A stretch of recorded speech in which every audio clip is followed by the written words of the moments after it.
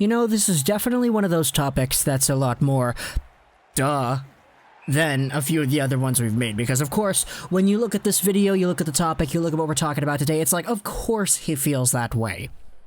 But at the same time, I think it's still at least somewhat valuable to dissect what's going on, because he did have some comments over here on NHL.com, which we're going to go over here today. So our video topic for this video is Jack Eichel and how he is very happy with the great moves made by the Buffalo Sabres this offseason.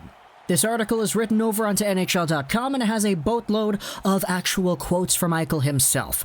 Now, what exactly are we talking about here? Well, first off, Jack Eichel is a hockey player for the Buffalo Sabres, but you didn't need me to tell you that. His Buffalo Sabres squad has not made the playoffs ever since Eichel has been on the team since 2015-2016. They've been a constant repeat cycle of missing the playoffs year in and year out and getting high draft picks and not really having those draft picks force them into the Stanley Cup playoffs. It's been a long rebuilding process here, with Reinhart in 2014, Eichel in 2015, Nylander in 2016, whom they traded for Yoki Haru, Middlestad in 2017, Dahlin in 2018, who's very good, along with Reinhart and Eichel. Yeah, those three are very, very good players.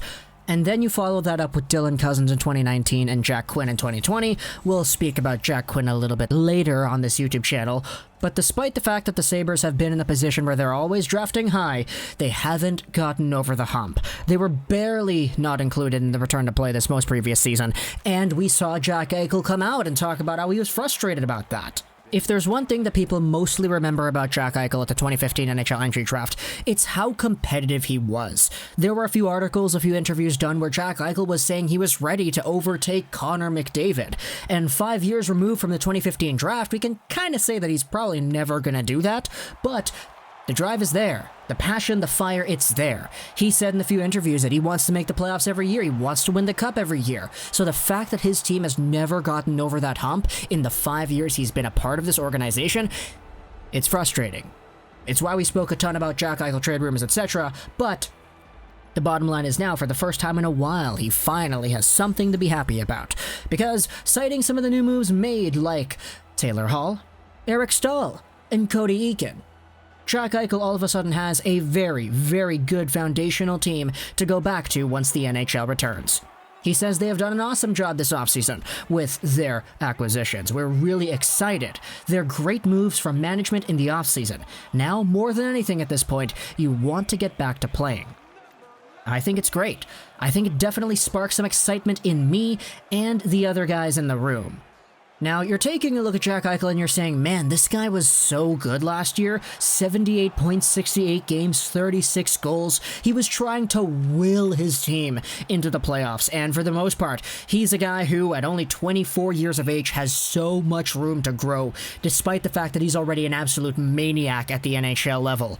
But this guy has been trying to will his team there. It hasn't happened yet. And all of a sudden you have yourselves what is a number one winger in Hall, a very good first-line capable center in Eric Staal, and a very nice depth piece in Cody Eakin as well. My gosh, this guy has nothing to be fed up about anymore. The article at NHL.com goes over this, but Kevin Adams was the replacement for Jason Botterill as Sabres GM on June 16th, and one of the first things he did was to reach out to Jack Eichel and reassure him the plan was to improve this squad. And my gosh, with those moves that you guys just made, this squad has improved. It really has. Very, very good acquisitions here. Taylor Hall is a guy who, if you get him up to the Hart caliber player he was back with the New Jersey Devils a few years ago, this can be a legitimate dual threat beast. A first line of Hall and Eichel. Oh my goodness, those two guys can get the goals. Put a Sam Reinhart playmaker on the right side, and mwah, chef's kiss over there. Have that Eric Staal playing alongside of Olofsson and Jeff Skinner on the second line. Ooh, baby, that's a very good scoring line for a top 6 caliber level. Not to mention Cody Eakin, who can round out your third-line center spot. Put himself in a very nice leadership position for Casey Middlestad and Dylan Cousins, other guys you have there developing at center for the Sabres, and you have yourselves a ball. Whenever you can add people like Taylor Hall and Eric Staal and Cody Eakin to your roster and the locker room, They not only bring talent to the ice, but also a veteran presence to your locker room, Jack Eichel says. In a situation like ours where we're trying to find a winning culture with a young group and trying to figure out the right way to do things at times, I think having older guys can help out, especially during periods of adversity. It's awesome, he said. Now let's go over onto Ralph Krueger because he's the coach of the Sabres. He formerly coached the Edmonton Oilers in 2013, and he said this. He plans to play Hall with Eichel, and that the two have the potential to be an elite combo. Eichel said this about the situation, that Taylor Hall is indeed familiar with Ralph Krueger and knows his personality, and I'm sure Ralph was one of the main reasons he wanted to sign here. I'm sure that had a huge part of his decision. Obviously, he's a super player, and it seems like he's super excited about the situation. I think that's one of the best parts. You want guys who want to be here. It takes a bit of pressure off of me at times, too. He's somebody who can do a lot on their own and can create a lot. Create something from nothing. I think people forget, too, that he won the Hart Trophy as MVP 2 years ago. And you know, honestly, even though I've never really been a Sabres guy, I've always been super intrigued with their overall direction and their overall path, mostly because a lot of the prospects they've been taking over the past few years have been guys that I've liked a lot. In 2014, we saw the rumors as to whether or not the Vancouver Canucks could trade up to first overall for the Florida Panthers draft pick to get Sam Reinhart, because Jim Benning, the new guy in town, wanted a local boy. So Reinhart was kind of on my, let's just say, personal radar of prospects that I liked, and obviously the Sabres got him. Jack Eichel, 2015, yeah, you can't get any better than that at second overall. Then you have Rasmus Dahlin, of course, he's the guy whom I wanted the Vancouver Canucks to take, because at the time the Canucks needed a defender. They have Quinn Hughes instead, who's very good, but I think Rasmus Dahlin is still in the ballpark of waiting to unleash his entire spectrum of hockey dominance. But that's not a video for today, that's a video for another day.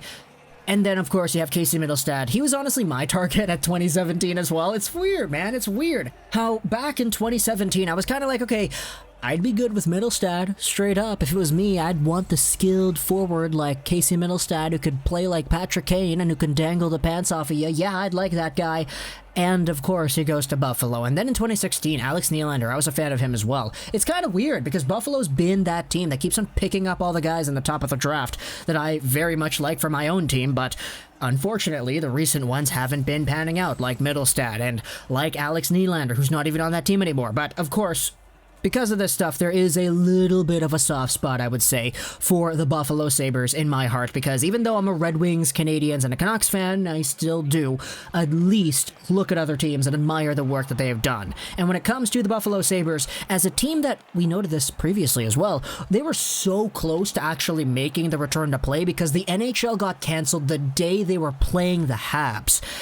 And the Habs were the team that had a slightly higher points percentage than the Sabres in the standings. Obviously, we know what happened next. The Habs made the return to play. They beat Sidney Crosby. They made the playoffs, and they lost in the first round. But had the NHL just stopped up a day later, let's say the Sabres win in overtime against the Canadiens, or a shootout, all of a sudden the points percentage changes and the Sabres are in instead.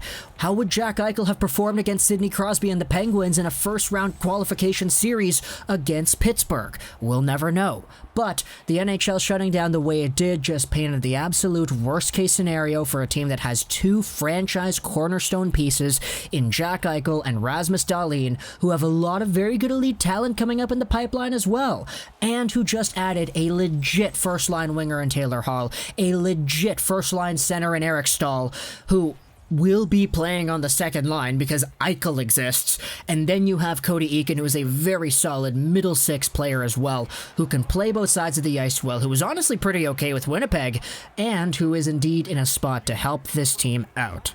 Who knows if you even want to spread the wealth out a little bit, eh? Let's get Stalin up in here, man. Play Dylan Cousins in the first line. Let's see that happen. Cousins along on the first line, Olofsson, play him on the second line, and then swap everything around. Let's see if we can get that variance, that youthful exuberance bursting throughout on the power play and the PK and the forward lines in general. Obviously, that's just me spitting, but we're probably going to see a top six with the same guys that we've spoken about before. Hall, Reinhart, Staal, Eichel, Olofsson, Skinner. That's a very good top six, and the rest of the depth follows through. So, talk to me in the comments what you think about Jack Eichel and his overall happiness now that he finally has something to look forward to in Buffalo. I hope you enjoyed this video. I Trolls 99. and bye.